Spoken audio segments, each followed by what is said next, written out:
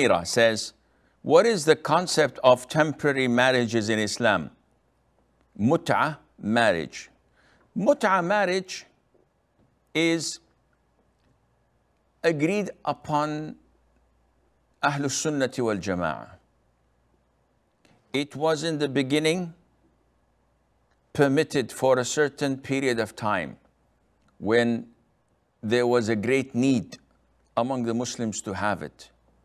Then on the 7th year of Hijrah, the year of Khaybar, the Prophet ﷺ prohibited it, and the ruling of it being permissible was abrogated, and it became prohibited and haram. And the essence for marriage is stability, continuity, to have tranquility, compassion, mercy between the spouses, and also to have children. And if there were a divorce or a fatality or a death, then to have a iddah, the waiting period, and to inherit one another. All of this is not found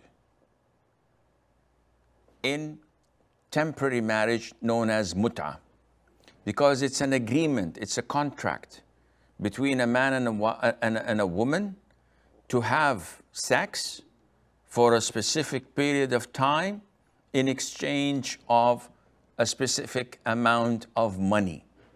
Once the contract is over, there's no need to divorce. Once the time lapses and ends, there's no need for divorce. There's no need for anything. They just split and they move on. Nowadays, this is considered to be another form of fornication or adultery. It's zina. The contract is invalid, and the marriage is invalid.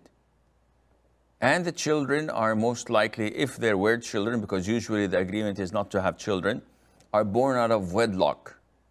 And a woman in such a marriage is like a prostitute. She moves from one man to the other because it's a fixed contract, a day or two, a week or two, and then it's ended.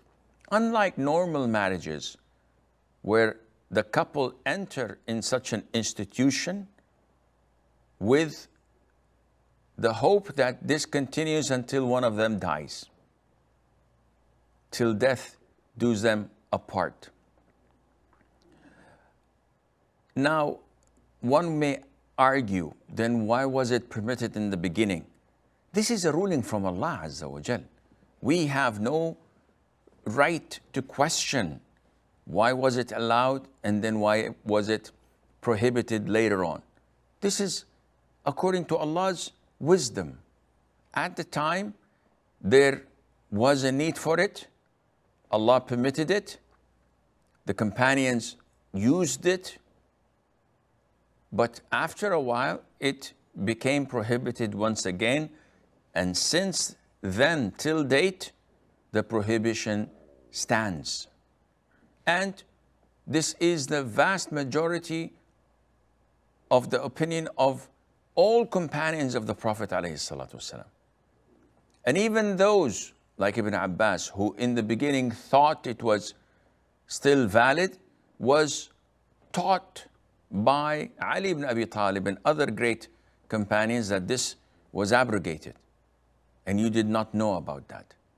And he came back to the opinion of majority, so that it was a consensus of all companions at a particular time that this was abrogated and haram.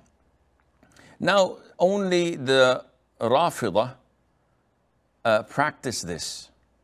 And this is, again, against the belief of Ahlus Sunnah wal Jama'ah, which is based on the Quran and on the prophetic Sunnah.